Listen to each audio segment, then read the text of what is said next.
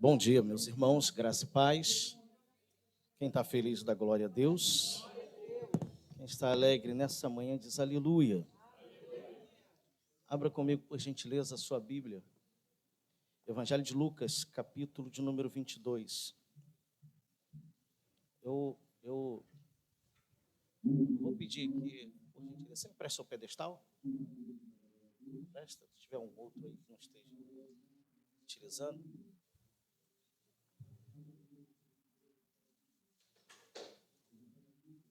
Evangelho de Lucas 22.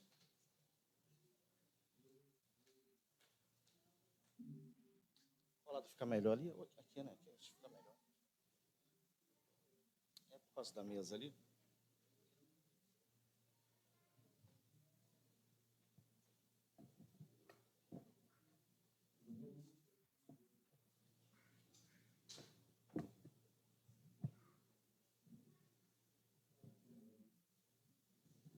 Evangelho de Lucas 22.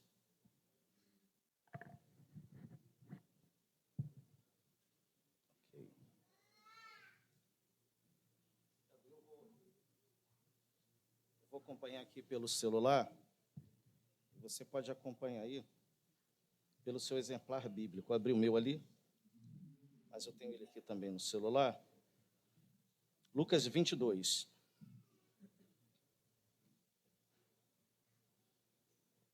Verso de número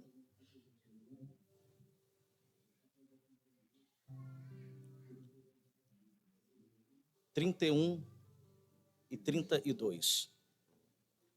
Se puder colocar ali, ok.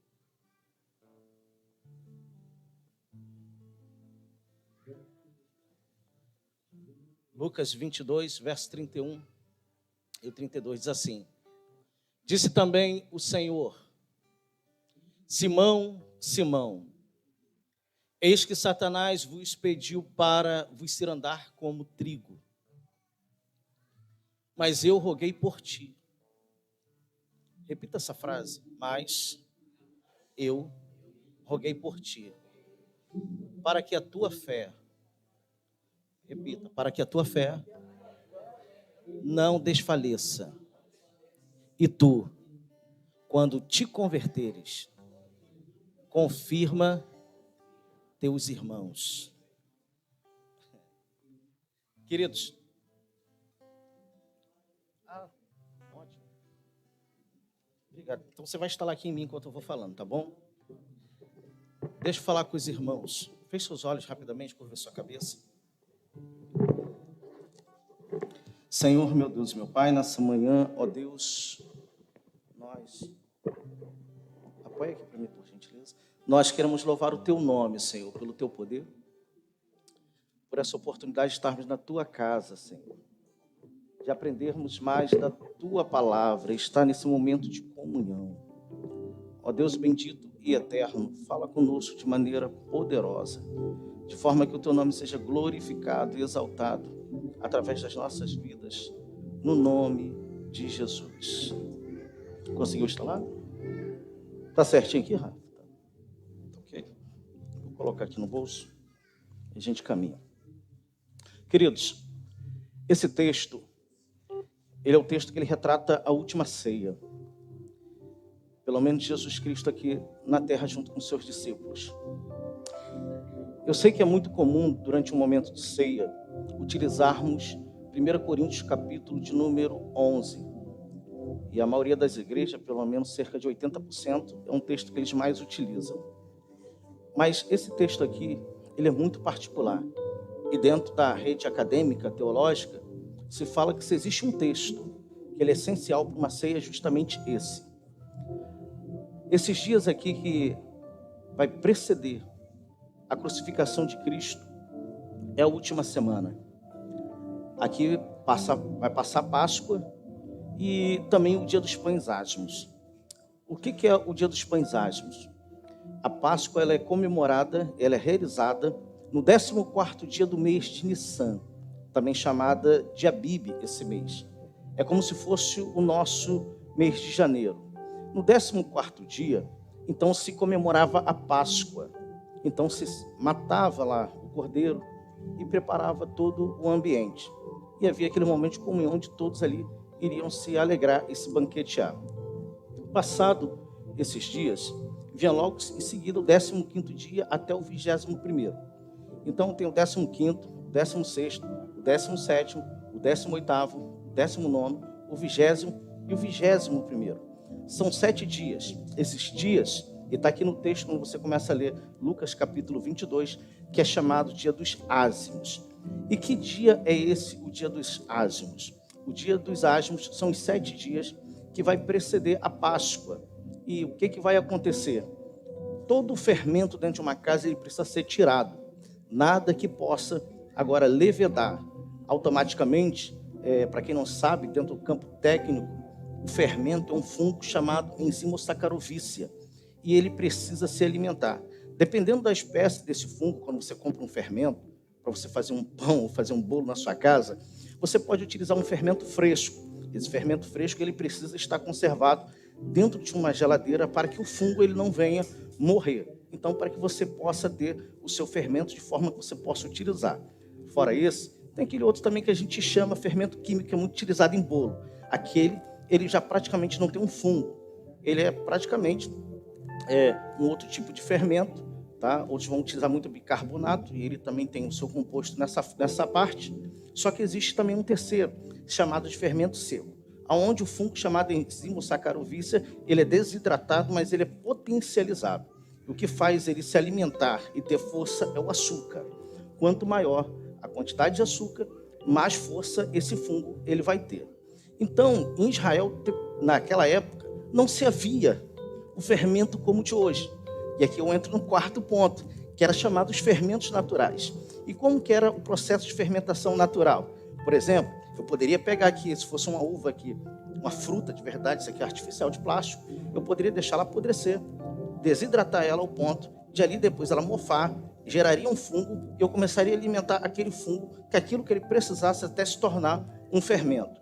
Hoje em dia, as padarias retornaram e as grandes confeitarias com essa espécie de fermentação natural. Então ele vai dar outra textualidade, vai dar outra conexão no pão. Só que para Israel, quando chegava esse dia dos pães ázimos, todo e qualquer tipo de fermentação deveria ser tirado de dentro da casa. Os pais tinham o hábito de pegar as crianças e levavam para dentro da casa, pegava farelo de pão e espalhava por toda a casa.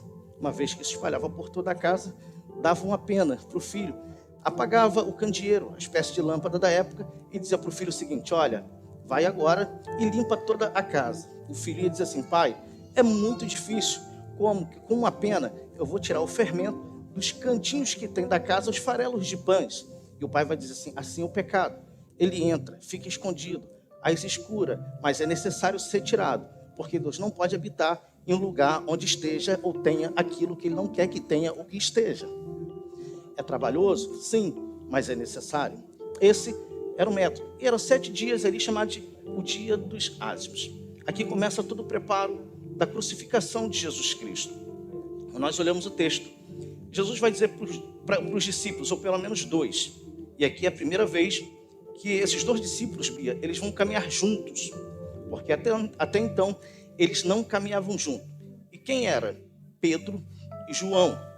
Por que até então eles não caminhavam juntos? Lembrando que Jesus ele vai escolher 12 homens para poder agora eles serem os futuros apóstolos, os seus discípulos. Jesus não vai até o clã da época, ele não vai até o sinédrio procurar os melhores. Jesus ele vai para o meio do povo, ele procura pessoas que estavam decepcionadas, pessoas que estavam frustradas porque passaram a noite e nada apanhou, pessoas que eram rejeitadas pela sociedade, que trabalhavam em coletoria, como o caso de Mateus, também chamado de Levi.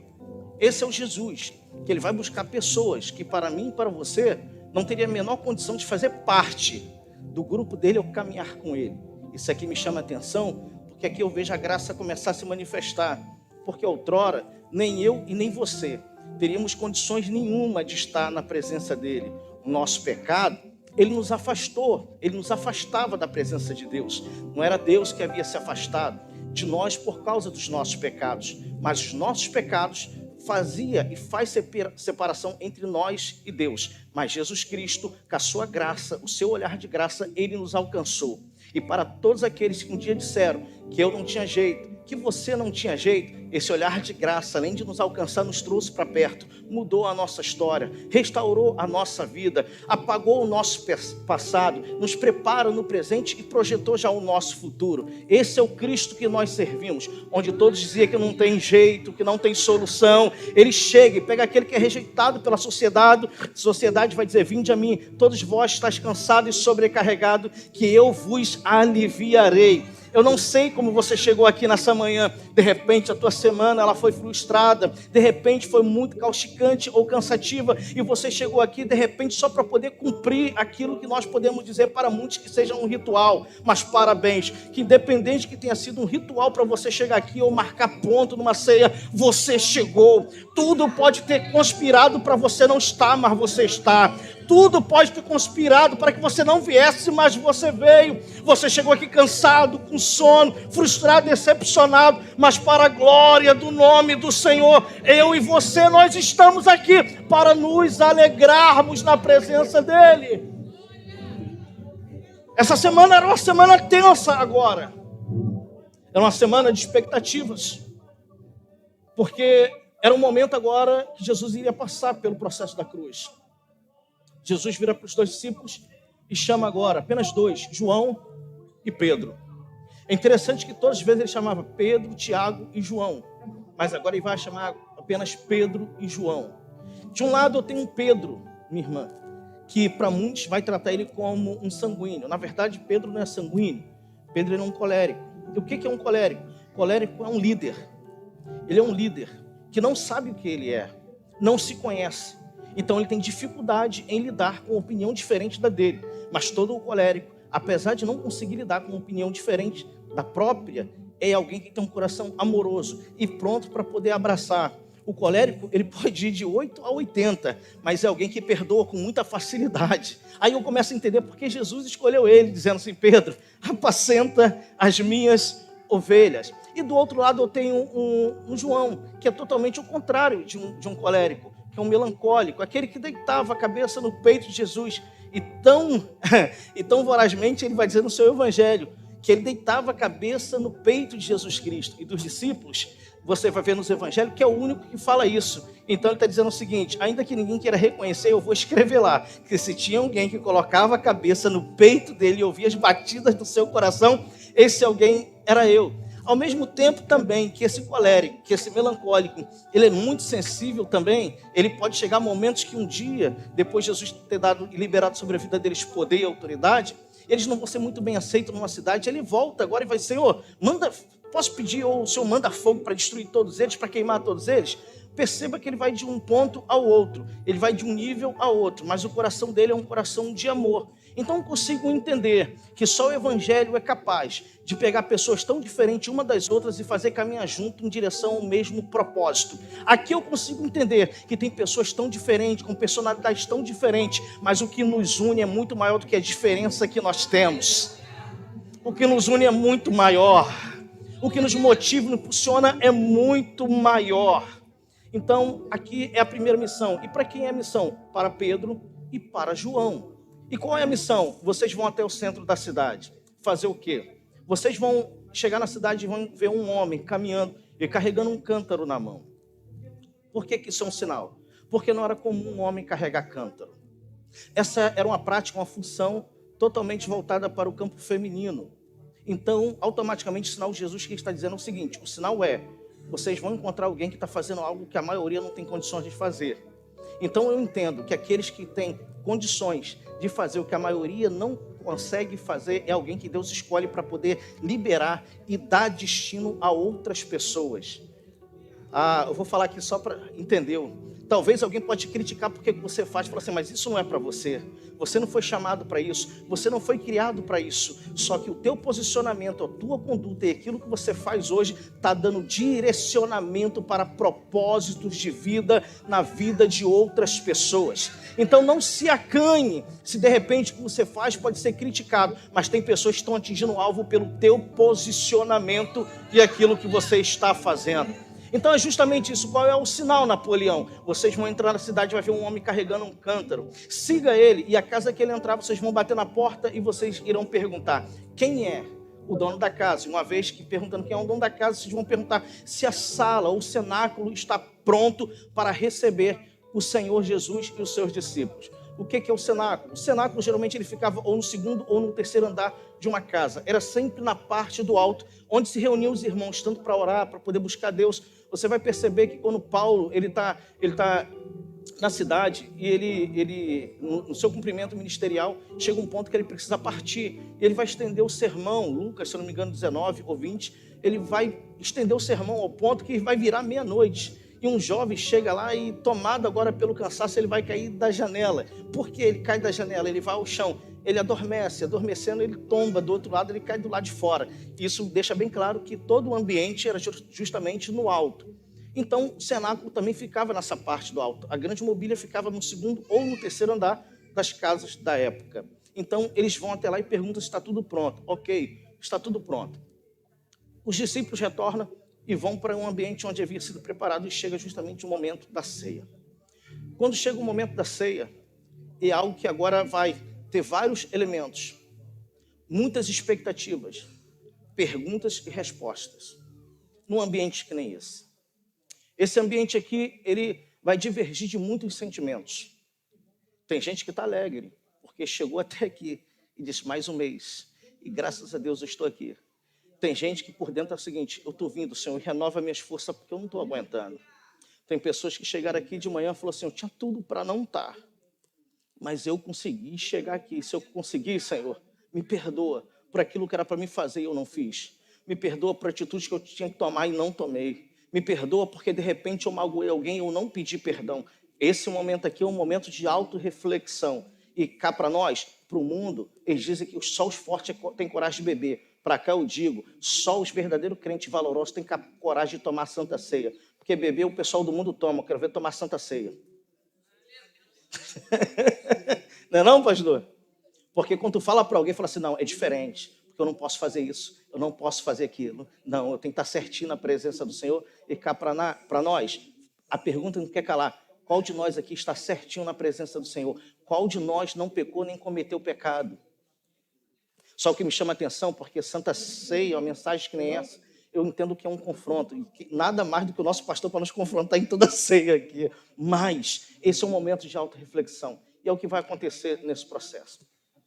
De repente, algumas coisas começam a acontecer durante esse banquete. E o que começa a acontecer? Jesus entra com a palavra e vai começar a dizer que dentre eles, os que ali estavam, um haveria de trair. Um era filho do diabo. O diabo tinha enchido o seu coração. E começa agora uma grande discussão. Pode continuar com o fundo, tá bom? Deixa Deus te usar. E começa uma grande discussão. Começa a se levantar: mas quem será? Quem será? Será que é esse? Será que é aquele? Será que é aquele outro? Jesus sabe quem é que vai trair, mas durante nenhum momento ele aponta. Primeira lição que eu quero que você entenda: o fato de eu saber quem é o traidor não me dá direito a expor quem ele é. Jesus me dá uma grande lição. Ele sabe quem está na mesa, meu pastor Adonias. Mas isso não dá o direito, ele está me ensinando, que não me dá direito de expor a traição de alguém porque eu fui traído. É duro, mas é uma grande verdade. Pastor, e o que eu faço? Não sei, dá o teu jeito. Vai para o teu quarto, chora no travesseiro, mas não te dá o direito de expor a dor e a traição que você está vivenciando. Pastor, mas está doendo demais. Dá o teu jeito. O que eu faço? Vai para o banheiro, liga o chuveiro, começa a cantar, chora debaixo da água, mas isso não dá o direito de botar para fora quem está na mesa da comunhão com você todos os dias. Pastor, mas o senhor não sabe o que eu estou sentindo, eu nem preciso saber. Eu sei que traição dói, mas traição faz parte do processo de crescimento. E deixa eu abrir aqui um parênteses: você que tem chamado, você que tem ministério, 3 classes de pessoas sempre farão parte da nossa vida. Haverá sempre um Pedro para nos negar, haverá sempre um Judas para nos trair, mas sempre vai haver um João para reclinar a cabeça no peito e dizer: eu estou junto com você. Eu estou junto com você. Fica tranquilo, eu posso não expressar com palavras que eu vou com você até a morte, mas as minhas atitudes, elas vão falar muito maior do que as minhas palavras. Deixa eu falar algo para você. Fica em silêncio, como diz um amigo meu, e deixa o teu resultado fazer barulho. O que é para você vai acontecer.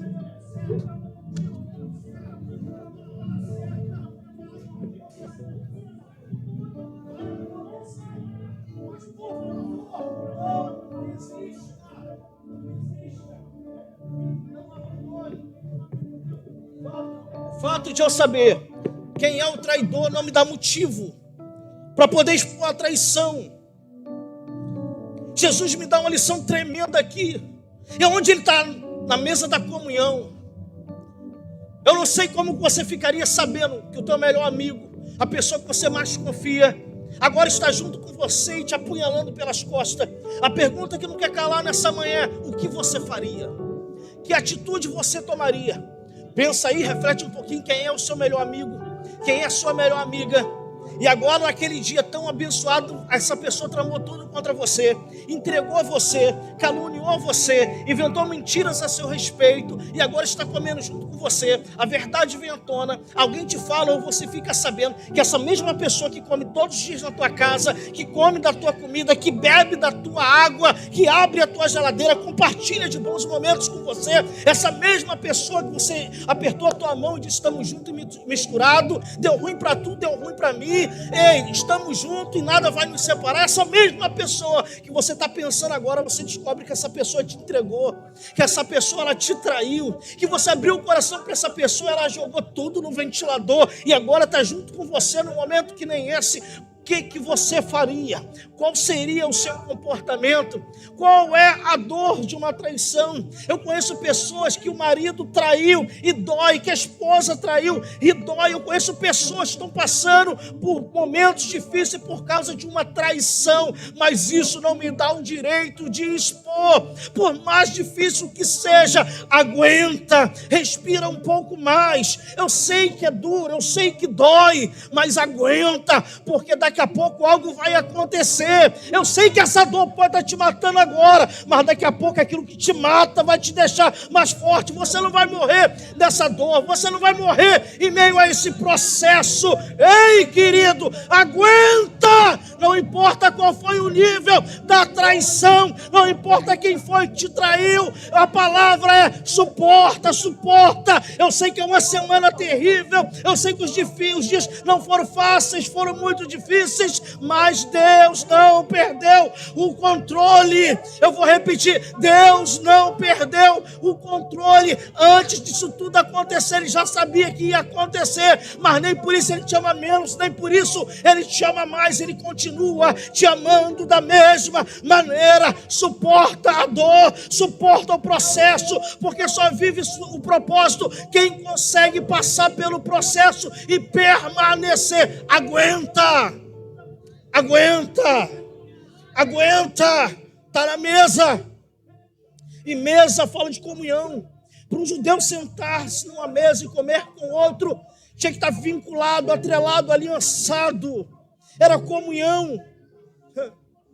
O salmista vai dizer: o quão bom e quão suave é que os irmãos vivam em união, em comunhão. E quando o salmista está expressando isso, ele está falando de mesa, de estar junto. Ele está dizendo o seguinte: é bom estar com pessoas que nós amamos. O difícil é quando a gente percebe que quem a gente ama está nos traindo.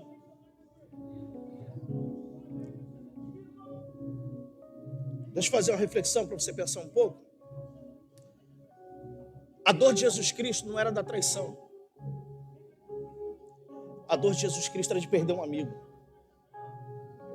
Porque ele sabia. O que mais doía não era a traição, o que mais doía era a perca de um amigo. Tanto é que ele vai falar: amigo, por que demoraste lá no Getsemane? É nesse cenário, quando Jesus fala que na mesa tem alguém, Roberto, que vai trair, e começa aquele burburinho, parece que alguém quer quebrar o gelo, sabe? Fala assim: vamos mudar esse assunto, sabe? O pastor Cristiano está trazendo, é muito... Então vamos mudar. Pastor, quem vai ser o maior no reino do céu? Aí entra alguém com outra pergunta para Jesus. Quem é o maior?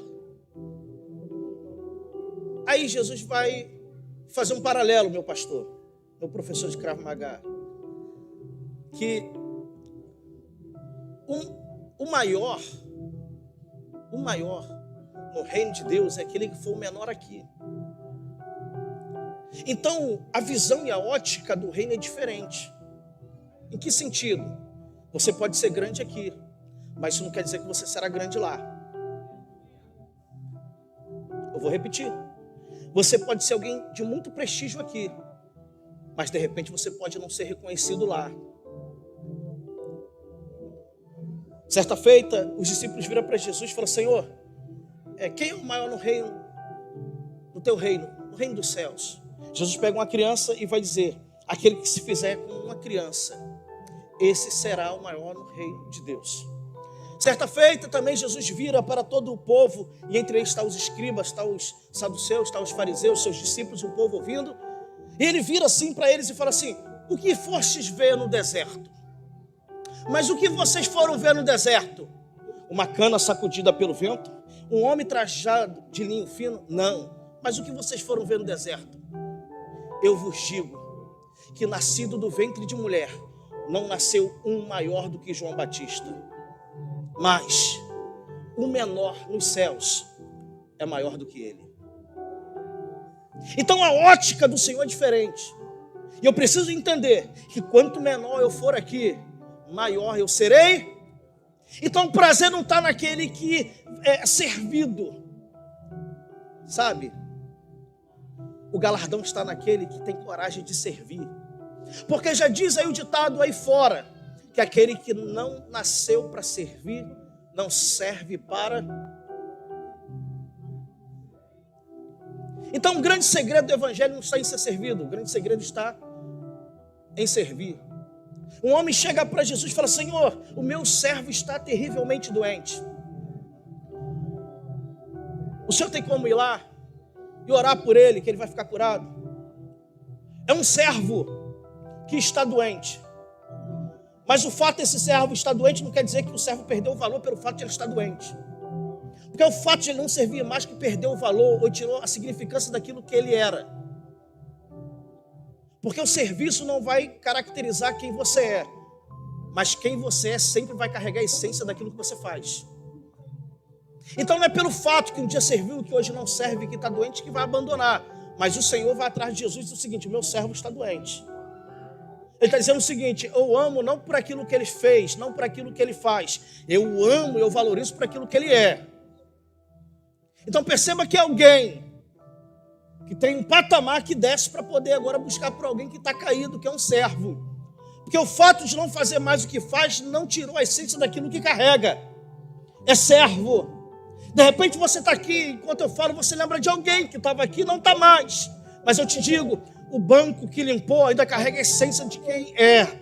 Porque não deixou de ser, mas aquilo que foi feito traz a essência de quem fez por causa de um chamado que tem, por causa de uma unção que carrega. Porque você um dia serviu e hoje não serve. O fato de não servir não anulou quem você é. Servir ainda é melhor do que ser servido. Então ele fala assim: está doente, mas é meu servo. Não faz mais o que fazer, mas é o servo. Ei, para muitos não serve mais, mas não deixou de ser servo. Então faz um favor, sei o quê? Vai lá, ele não pode vir. Ele não vem porque ele não quer, ele não vem porque ele está doente, ele está acamado, ele não consegue caminhar, ele não tem força. Mas eu vim buscar. O que é isso? Serviço. Eu estou servindo para poder servir alguém que não pode mais servir. Aí eu entendo o corpo diaconal, que coisa linda, Atos capítulo 6, quando a instituição agora ela é levantada. Para quê? Para poder levar agora mantimento, sustento, provisão para as viúvas e para os órfãos. É alguém que um dia serviu e pela falta do pai, pela falta do marido agora, a sociedade rejeitou, mas a igreja se levanta para poder servir aqueles que não conseguem mais servirem. Quem é o maior? Aquele que tem coragem de servir. Aquele que for como um menino. Porque o reino dos céus é invertido. Quer ser o maior lá, seja o menor aqui. Nosso pastor sempre fala: quanto mais você sobe, mais você tem que descer. Aí Jesus vai dar a lição. Aí beleza. Aí vem a terceira coisa, qual é? Está chegando o momento da cruz. A gente fala assim, os discípulos colocando a mão, tem um que vai pegar junto com ele o punhado, e a palavra vem, vai e faz o que tem que ser feito. Judas vai sair dali, não se vê, o discurso continua. Jesus fala que está chegando o momento de passar pela cruz.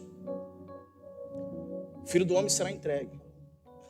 O Filho de Deus vai ser morto pelos filhos dos homens, como foi feito aqui semana passada, domingo passado.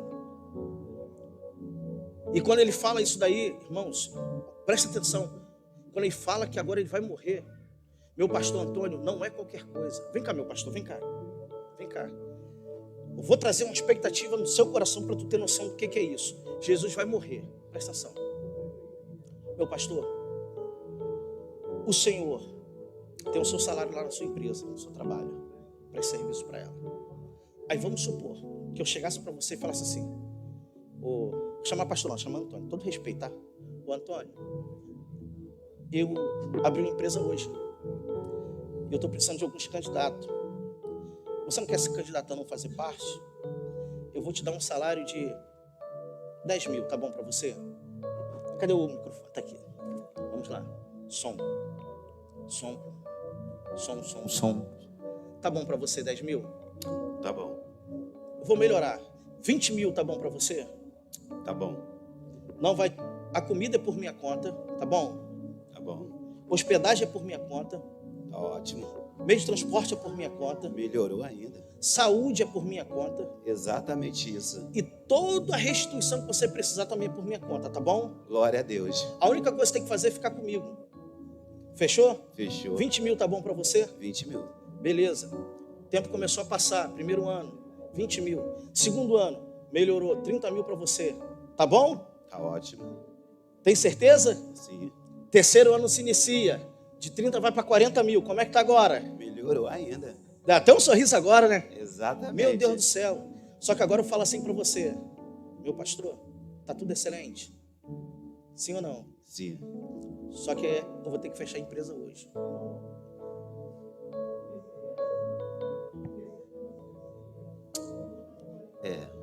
Deu para você aprender um bocado na empresa? Deu para aprender. Ganhou muito. experiências? Muita. Eu sei que não foi muita coisa, foi apenas 3 anos e meio. Mas surtiu efeito na tua vida? Muito. Só que hoje eu estou encerrando a empresa e estou indo embora. É triste. Por que eu estou fazendo isso? Jesus recrutou 12 homens. Deu a eles tudo que eles nunca tiveram na vida. Mudou a história deles. Realizou sonhos. Firmou promessas, estabeleceu elas na vida deles. Quando eles sentiam fome, Jesus pegava pão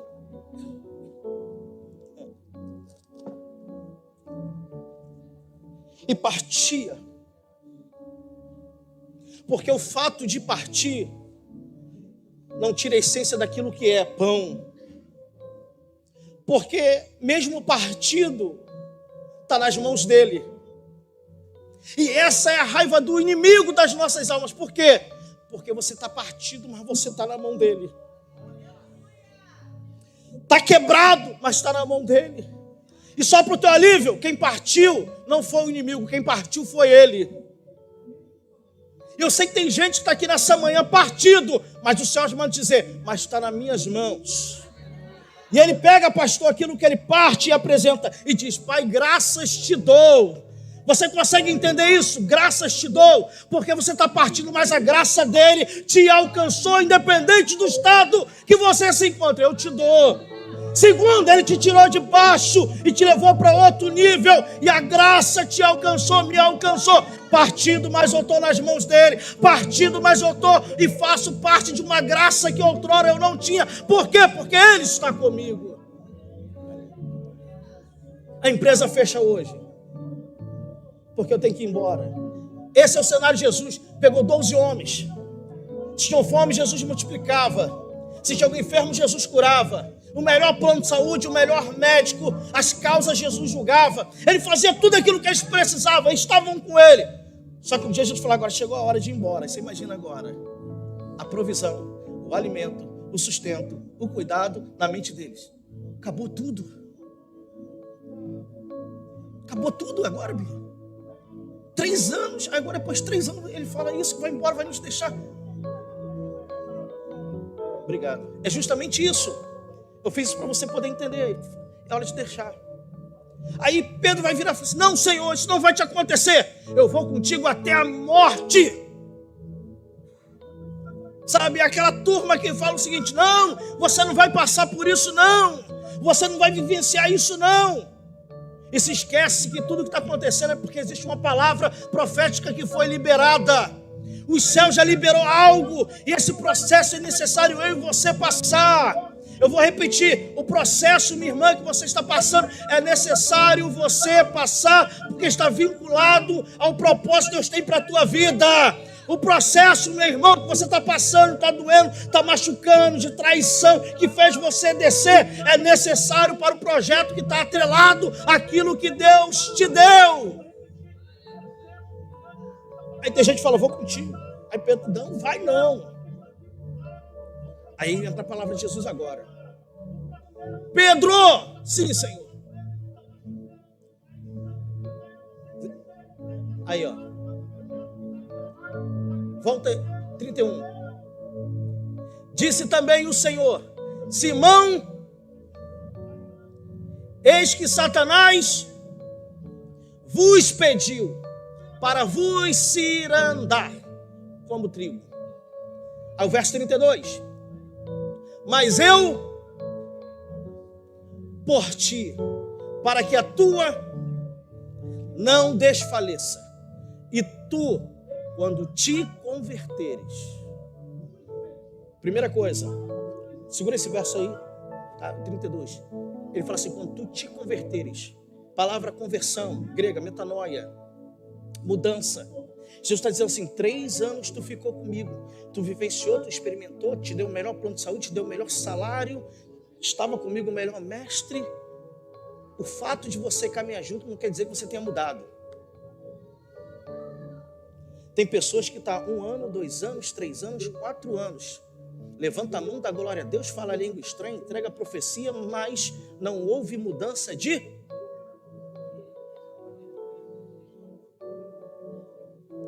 Ele está falando: tu passou 3 anos, mas quando tu te converteres, Pedro, tu tem aparência de que é, mas não é. E eu sei de verdade quem você é. Existem 3 formas de você conhecer uma pessoa. Vem cá, meu pastor, professor de Krav Maga, fica tranquilo, tá bom? Sei que todo professor de Krav Maga ele já vem ligado. Relaxa, tá bom? Paz no coração, shalom. Isso. 3 formas de conhecer uma pessoa. Por exemplo, pastor Hebe me apresenta. Professor, por gentileza, seu nome? Deixa eu pegar aqui. Wagner, segura com a outra mão. Prazer, Wagner, eu sou Cristiano. Essa é a primeira, o pastor me apresentou. Segunda, estou andando pela rua, a gente se encontra de repente num ponto de ônibus. Pô, todo dia está aqui, tá, também vem pegar esse ônibus, é bom que agora eu não estou aqui mais sozinho. A gente começa a se conhecer. Se eu quiser ficar mais íntimo do Wagner, eu vou ter que convidar: pô, cara, gostei de tudo, tá bacana, vamos lá em casa almoçar comigo um dia? Aí o Wagner vai. Aí vem logo passeio, pastor. Não, melhor, vou lá na tua igreja. A gente vai se tornando íntimo. Se eu quiser ficar mais íntimo dele, a gente vai trocar telefone. Aí depois ele vai para minha casa. Gerou um momento de intimidade. Nos conhecemos de forma muito mais profunda. Agora o Senhor nos conhece tão bem, que não precisou ninguém nos apresentar. Não precisou a gente se encontrar pela rua. Não precisou de uma igreja para a gente se conectar. Deus vai falar assim para Jeremias. Jeremias 1,5. Antes que tu foste formado no ventre da tua mãe, eu te conheci. Glória a Deus. Obrigado, professor.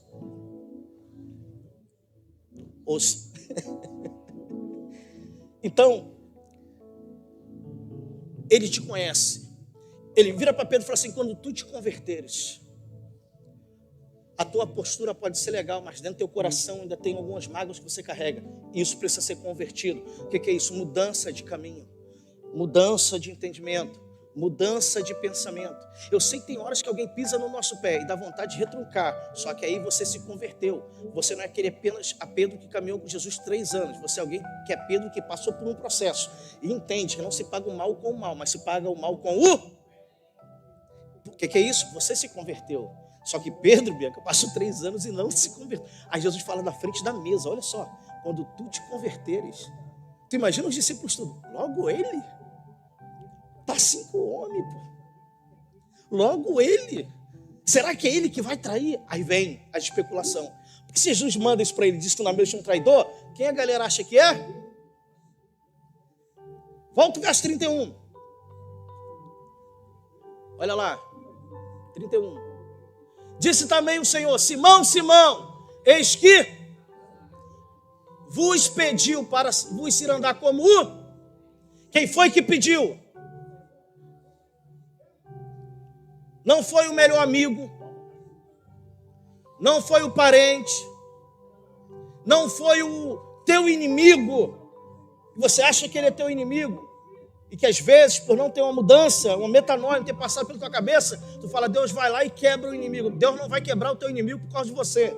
Deus não vai matar o teu inimigo por causa de você.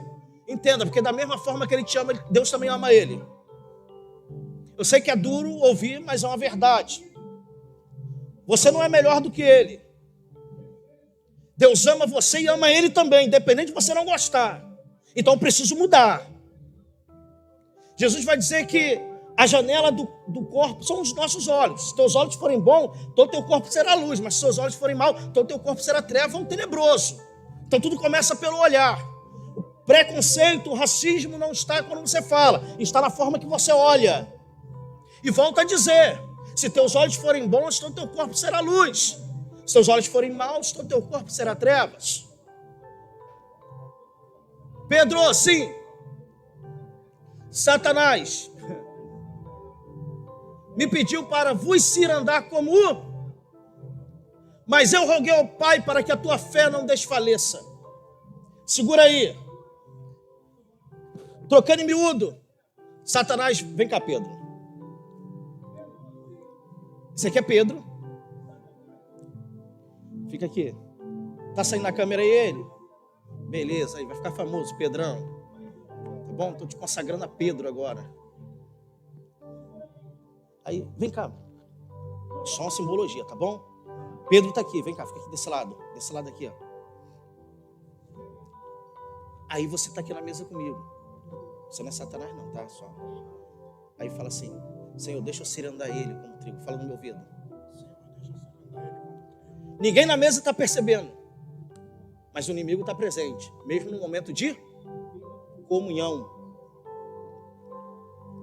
Jesus está falando com Pedro e Satanás está dizendo o quê? Senhor, deixa eu cirandar ele como trigo. Senta lá, obrigado. Aí Pedro fala assim, Senhor, eu vou contigo até a morte. Jesus vira assim, Pedro, Satanás me pediu para te cirandar como trigo. E tu, quando tu te converteres, fortaleça teus irmãos, ou confirma, dependendo da versão bíblica, os teus irmãos. O que é isso? Satanás falou assim, deixa eu cirandar ele, Senhor. Vem para cá, Pedro. Processo de ciranda. Havia as eiras, elas podiam ser particular ou poderia ser separada. E ali se pegava todo o trigo. Isso aqui, ó. Tá solto não? Vou pegar aqui para explicar, perdão. Você entender. Esse aqui é o feixe de trigo. Olha o pedido de Satanás. Satanás me pediu para te cirandar como trigo. O feixe. Presta atenção no texto. Durante nenhum momento Jesus vai dizer para Satanás, eu não deixo. Você não vai fazer. Eu não autorizo. O que Jesus vai fazer é interceder por Pedro em meio ao processo da ciranda.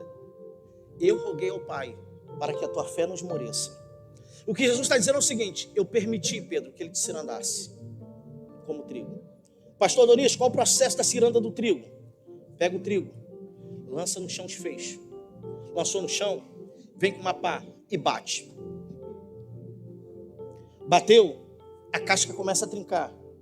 Joga para a ciranda, peneira. Peneira, a casca começa a quebrar. Lança para o alto. Sacode mais uma vez, chão e pá em cima. Processo! Aí tem gente que está falando assim, eu não estou entendendo nada, estou na tua presença. Mas o inimigo está estou entendendo nada, o vento está soprando. Parece que o vento está me sacudindo daqui para lá. Ciranda. Senhor, olha a luta, estou apanhando de todos os lados. Pá! O que é? Me pediu para te cirandar como segura aí o trigo. O que Satanás não sabe, que ele está sendo aí o instrumento que Jesus está usando para poder lapidar Pedro. Processo, trigo no chão. Joga não, segura aí. Pá, bate. A casca começa a quebrar. Pá, e joga para a ciranda. Peneira. A casca começa a cair. Caindo, joga para o alto, ciranda mais uma vez e volta. Aí tem gente que fala, Senhor, eu sou teu servo, mas está doendo, a pancada está doendo, olha o que eu estou passando, olha a minha casa como se encontra. E o inimigo, pá, bate mais um pouco, e quando bate a casca começa a trincar mais, joga para a peneira, sacode, a casca começa a cair. Aí Deus está olhando e falou o seguinte, o inimigo não sabe, mas eu estou lapidando Pedro, porque aquilo que é casca tem que cair, aquilo que é casca tem que sair. Porque para o céu que vale o que é genuíno, o que está dentro, não é a casca que está mascarando aquilo que de fato é. E cá para nós não existe máscara que dure para sempre. Quando ela não cai, Deus arranca. Aguenta, Pedro. Por quê? Porque eu estou intercedendo por você. Pedro não sabe, está na ciranda, eu não estou aguentando. Mas o Senhor está dizendo o seguinte, ele tem fé para suportar. Senhor, está me batendo muito. Você tem fé para aguentar. Senhor, estou sendo sacudido. Você tem fé para suportar. Aguenta, Pedro. Aguenta.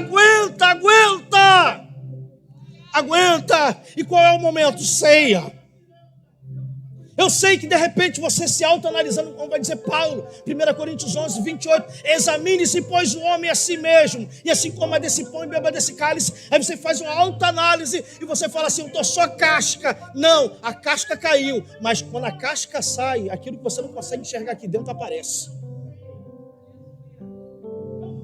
Deus está falando o seguinte, eu não quero que as pessoas te reconheçam e te vejam como a casca que você aparenta ser para elas. Eu quero arrancar essa casca, eu quero que as pessoas te conheçam de fato e verdade o que você é na minha essência. E só tem um jeito, qual? Ciranda.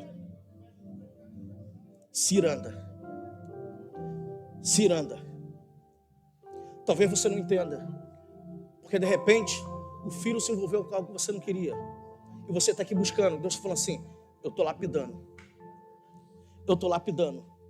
Talvez você não entenda, porque teu casamento está vivendo esse processo. E Deus fala assim, eu estou tirando as cascas para que aquilo que é valor apareça. Pastor, mas isso é muito esquisito. Esquisito é um carvão virar diamante. Como assim? Porque carvão, tu pega um carvão, não é um carvão. E o que faz ele se tornar um diamante? Talvez você não saiba, o diamante, um dia ele foi um carvão. O que fez ele se tornar um diamante e ter valor? A pressão que ele sofreu. Quem está sob pressão aí? Então a palavra para você, aguenta. Quem está sob pressão e parece estar sendo pressionado, aguenta. Porque quando esse processo de pressão acabar, tu não será mais a mesma pessoa. Aguenta,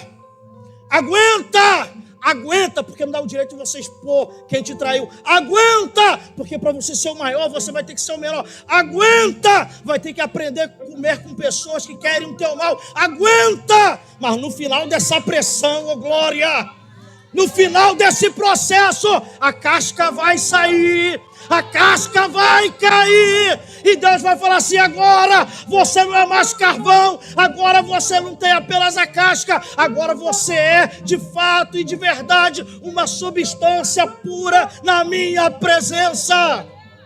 A pressão não é para te matar, a pressão é para proporcionar e mostrar o valor que você tem. Suporta, está doendo, mas aguenta. Suporta, está sacudindo, mas aguenta. Suporta. Pode estar chorando hoje, mas o momento de sorrir vai vir. O salmista vai dizer que o choro ele pode durar uma noite, mas a alegria ela virá ao amanhecer. A tua noite pode estar durando um dia, 2, 3, até um ano, eu não sei quantos, mas daqui a pouco vai amanhecer. Eu já posso sentir o cheiro das flores que vão brotar no teu jardim. Acalma o teu coração. Aquilo que não nos mata nos deixa mais forte. Aquilo que nos pressiona mostra o valor que nós carregamos. Aguenta. Aguenta, você não vai chutar o balde, aguenta. Você não vai largar essa casa, aguenta. Você não vai abandonar essa família, aguenta. Você não vai sair da igreja, aguenta.